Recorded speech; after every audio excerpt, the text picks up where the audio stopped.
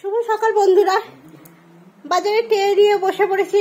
এই দেখুন অনেক কিছুই আছে সবজির মধ্যে, টমেটো, উচ্ছে, ঝিঙে, যে বড় বড় ঝিঙে আছে, দেখি ও বাবা, এই যে ঝিঙে, তারপরে কুমড়ো আছে। এবার কি রান্না করব, আর এখানে নিয়ে নিয়েছি আমি ডাঁটা বেগুন, টমেটো, আলু। তা ডাঁটা বেগুন টমেটো দিয়ে আমি কি রান্না করব, চলুন ঘরোয়া পদ্ধতিতে, খেতে কিন্তু খুব সুন্দর হয়।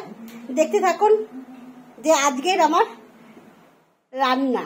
আজকে প্রতিদিন আমি যেটা খাই সেটাই কিন্তু আমার বন্ধুদের কাছে আমি শেয়ার করি, যে আজকে আমি এই রান্নাটা করছি।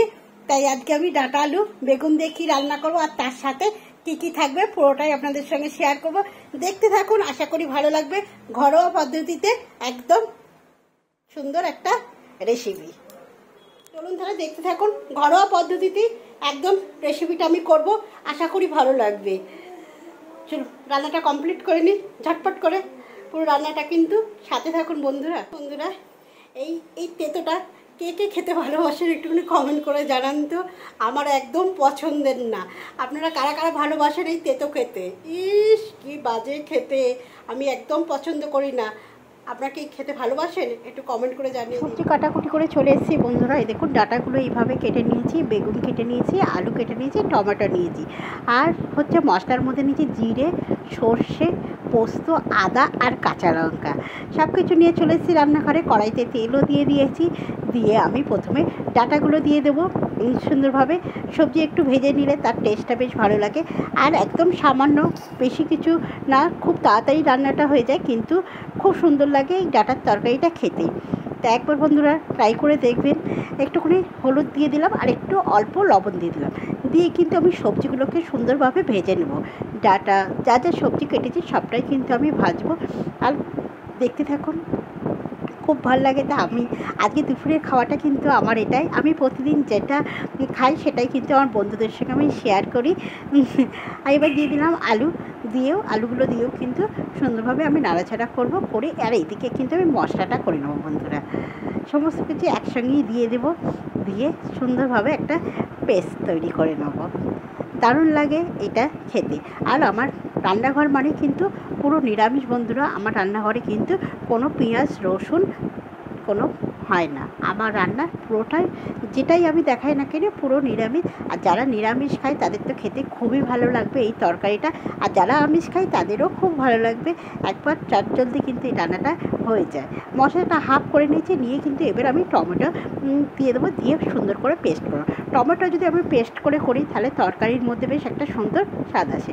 এবার সবজিগুলো সব ভাজা হয়ে গেল, হওয়ার পর কিন্তু আমি মশলাটা দিয়ে দিলাম, দিয়ে সুন্দরভাবে আবার নাড়াচাড়া করবো। এবার হলুদ দিয়ে দিলাম পরিমাণ মতন, আর ভাজার সময় একটুখানি লবণ দিয়েছিলাম, এখনও স্বাদ মতন কিন্তু আমি লবণ দিয়ে দিলাম, দিয়ে কিন্তু এবার এটাকে খুব সুন্দর করে এবার মশলাটা কষে নেওয়া পালা। মশলা যত সুন্দর কষা হবে তত সুন্দর কিন্তু খেতে ভালো লাগে, তাই না বন্ধুরা? এবার যেহেতু নিরামিষ একদম সামান্য একটু মিষ্টির দানা দিয়ে দিলাম। এতে কিন্তু মিষ্টি হয় না বন্ধুরা, এতে খেতে খুব সুন্দর হয়। এই যে দেখুন কষতে কষতে একদম কিন্তু মশলাটা সুন্দরভাবে কষা হয়ে গেছে।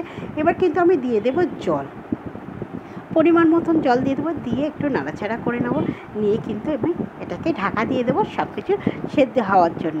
এই তরকারিটা কিন্তু আমি ফোড়ন দেবো পরে, তার জন্য কিন্তু আরও সুন্দর খেতে লাগে।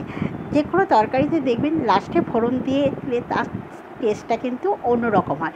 এই যে ডাঁটা আলু সব কিছু আমার সেদ্ধ হয়ে গেছে, দেখতেই পাচ্ছেন। আলুটা তাও একবার চেক করে নিই যে সেদ্ধ হয়েছে কি। বেগুন তো একদম সেদ্ধ হয়ে গেছে, দেখি আলুও কিন্তু সেদ্ধ হয়ে গেছে। এবার কিন্তু আমি ফোড়ন দেওয়ার জন্য তরকারিটা আমি নামিয়ে নেব। এরকম আপনারাও ফোড়ন দিয়ে তরকারি খাবেন বন্ধুরা, দারুণ লাগে। ফোড়নে সেরকম কিছুই দেবো না, দুটো শুকনো লঙ্কা দেবো আর একটু পাঁচফোড়ন দেবো লাস্টে।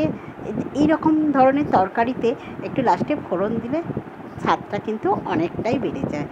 তাই দেখুন বেশ ভাজা ভাজা হয়ে গেছে। এবার কিন্তু আমি দিয়ে দিলাম ডাঁটা আলু, দিয়ে সুন্দরভাবে এবার নাড়াচাড়া করে নেব। আমাদের বাড়িতে তো এই তরকারিটা হলে সবাই ভালোবাসে খেতে। এর সঙ্গে গরম গরম ভাত হলে আর কিছু কিন্তু লাগে না, এটা দিয়েই কিন্তু খাওয়া হয়ে যাবে ভাত।